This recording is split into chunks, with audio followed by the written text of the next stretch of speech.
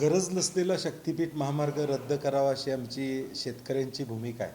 12 जिल्ह्यातले शेतकरी उद्या एकवटणार आहेत आणि एकवटणार आहेत आणि या माध्यमातून विठ्ठलाला मी साकडं घालणार आहोत की मुख्यमंत्री येणार आहेत, त्यांना किमान ती सुदबुद्धी द्यावी अशी आमची विनंती असणार आहे. कारण की गरज नसलेला हा महामार्ग आहे.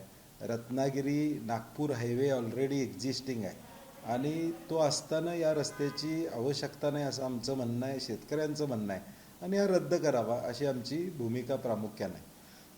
आज राज्याची आर्थिक अवस्था एवढी बिकट आहे, खड्डे भरायला पैसे नाही आहेत, गावागावातले रस्ते खराब त्या ठिकाणी आहेत, पगार वेळेवर होतील का नाही अशी साशंकता निर्माण झाली एका बाजूला, कॉन्ट्रॅक्टरांची बिलं मिळत नाहीत, भरती होत नाही आणि अशावेळी 1,05,000 कोटीचा खर्च हा या महाराष्ट्राला न परवडणार आहे. त्याच्यापेक्षा उद्योग वाढला पाहिजे, रोजगार वाढला पाहिजे, अशा काही गोष्टी प्रकल्प करा की ज्याच्यातून किमान एक 5-50 हजार तरुणांना रोजगार मिळेल या महाराष्ट्रातला. आणि हा गरज नसलेला प्रकल्प रद्द करावा अशी आमची मागणी.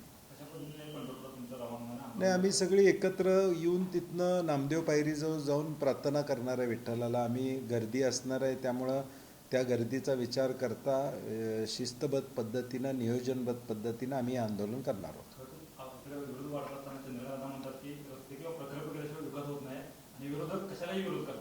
नाही, मला वाटते दादांना माझी विनंती आहे की पुण्यातल्या रस्त्यांची अवस्था काय आहे ही या ठिकाणी बघावं, चांदणी चौकच्या रस्त्याची परिस्थिती काय बघावं, ते पुणे कोल्हापूर गाडीने येत असतील तर तिथली अवस्था काय बघावी, असलेले रस्ते तुम्ही व्यवस्थित करा अशी आमची दादांना विनंती आहे.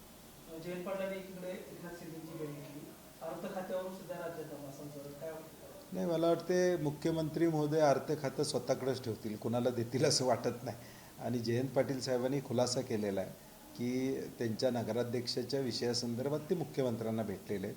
त्यामुळे शाहू फुले आंबेडकरांचा विचार मानणारे जयंत पाटील साहेब आहेत, त्यामुळे असा कुठलाही ते निर्णय घेणार नाहीत याची मला खात्री आहे.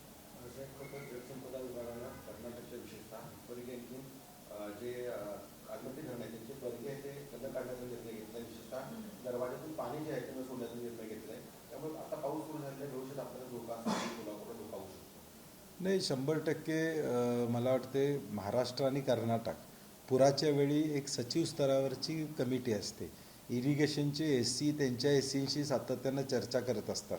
त्यामुळे मला वाटते राज्य शासनाने यात हस्तक्षेप करावा, तातडीनं कर्नाटकशी बोलावं आणि उद्या पाऊस सुरू झाला आहे, आता परत पाऊस वाढल्यानंतर पुराच्या धोक्याचा विचार करता कर्नाटकशी समन्वय साधावा अशी शासनाला आमची विनंती असणार आहे.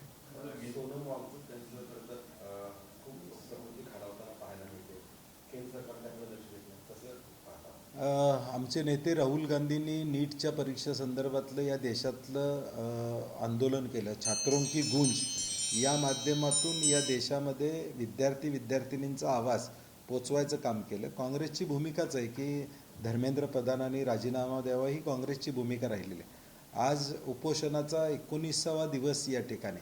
अशा परिस्थितीत केंद्र शासन एखाद्याचा जीव गेला तरी चालेल, परंतु आम्ही आमचा निर्णय घेणार नाही ही भूमिका आडमुठीची आहे, ती निषेधार्थ आहे.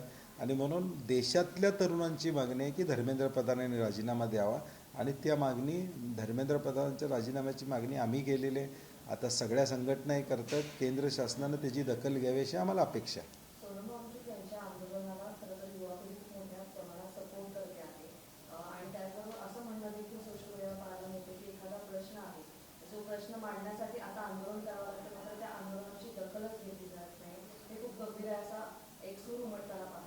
नाही, काही होऊ दे, आम्ही 5वी बहुमताच्या जोरावर खासदार फोडू शकतो आणि आमचं बहुमत टिकवू शकतो, हा जो आत्मविश्वास भाजपला आलेला आहे त्याचा हा परिणाम आहे. परंतु या देशामध्ये ज्या ज्या क्रांत्या घडलेल्या आहेत त्या आंदोलनातूनच या ठिकाणी घडलेल्या आहेत आणि हे विद्यार्थ्यांचं आंदोलन जे राहुल गांधींनी मुद्दा घेतलेला आहे तो येणाऱ्या भविष्यकाळात या भाजपला परवडणार नाही आहे. कारण की लाखो नाही कोट्यावधी विद्यार्थ्यांची विश्वासार्हता या ठिकाणी या परीक्षा व्यवस्थेवर या ठिकाणी संपत चाललेली आहे, त्यांचं करिअर उद्ध्वस्त होतं आहे. किमान केंद्रानं एक तरी त्यामध्ये निर्णय घेतला पाहिजे. चूक झाली, केंद्र शासन मान्य करते, फेरपरीक्षा घेतली. आता याचा अर्थ पहिली परीक्षा चुकली, पेपर फुटला, सगळ्या गोष्टी झाल्या, OMRच्या स्कॅनिंगचा विषय त्या ठिकाणी आला आणि हे सगळं होत असेल तर मग राजीनामा दिला तर या ठिकाणी आकाश कोसळणार नाही आहे. सरकारनं प्रोॲक्टिव्हली आमची चूक झाली आहे आणि राजीनामा घेतला हे दाखवावं आणि या विद्यार्थ्यांची विश्वासार्हता पुन्हा संपादित करायची असेल तर राजीनामा हे एकच या ठिकाणी उपाय याच्यावरचा. सरकारमध्ये लाडक्या बहिणी आणि मात्र राज्यात किंवा कोल्हापूर जिल्ह्यात देखील महिलांची किंवा कौटुंबिक शाळाची प्रकरण करत आहेत. कोल्हापूर जिल्ह्यात देखील 2 प्रकरण समोर आले आहेत जे आत्महत्या झालेले आहेत. कसं होते?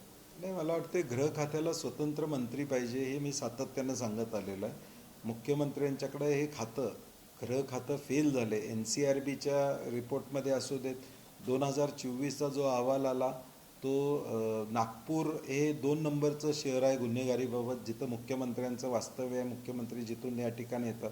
राज्यातल्या बेपत्ता महिलांचं गेल्या 4 वर्षाची आकडेवारी बघितली तर 15,000 महिला अजूनसुद्धा सापडलेल्या नाही आहेत आणि म्हणून याकडं स्वतंत्र गृहमंत्री असल्याशिवाय हे गृह खातं व्यवस्थित चालणार नाही आणि कायदा व सुव्यवस्था बिघडत चाललेली.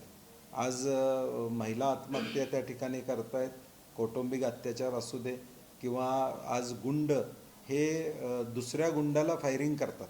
म्हणजे किती धाडस वाढलेलं, आम्हाला कोणी हातच लावू शकत नाही अशी अवस्था राज्यामध्ये या ठिकाणी झालेली. आणि म्हणून मला वाटते की गृह खातं फेल झालेलं आहे हे या सगळ्या कायदा व सुव्यवस्थेच्या विषयावरून दिसून येतं. आता मतदान मिळालेलं आहे त्यांचं, त्यामुळं आता गरज नाही. त्यामुळं आता गरज सरो वैद्य मरो तसं आता त्यांची गरज नाही. त्यामुळे 92 लाख महिलांना आता बाजूला केलं आहे. तुमची KYC त्याचवेळी का केली नाही, तुमची नियमावली त्याचवेळी का केली नाही. कॅगनं देखील या संदर्भात आक्षेप नोंदवलेले आहेत. मला वाटते सरकारचा हा दुटप्पीपणा. कोल्हापूर महानगरपालिकेमध्ये 254% प्रस्तावित पाणीपट्टी वाढ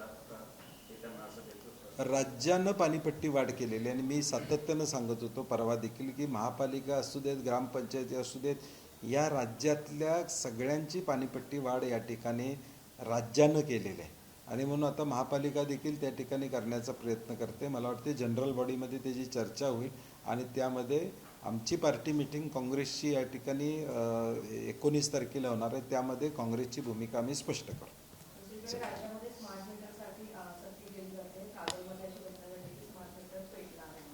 नाही, मला वाटते स्मार्ट मीटरची साशंकता ही अख्ख्या राज्यामध्ये गरज नसलेले या गोष्टी का लागत आहे. ज्या कंपन्यांनी इलेक्ट्रॉल बॉन्ड्स भाजपचे घेतले त्यांना हे कॉन्ट्रॅक्ट देण्यात आलेले.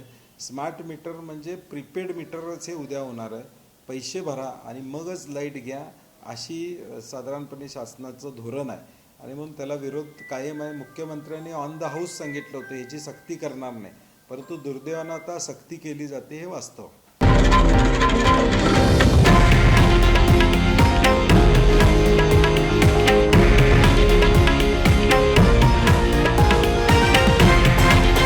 हे आहे देशातील नंबर 1 न्यूज नेटवर्क आणि आपण पाहत आहात TV9 मराठी, एकमेव.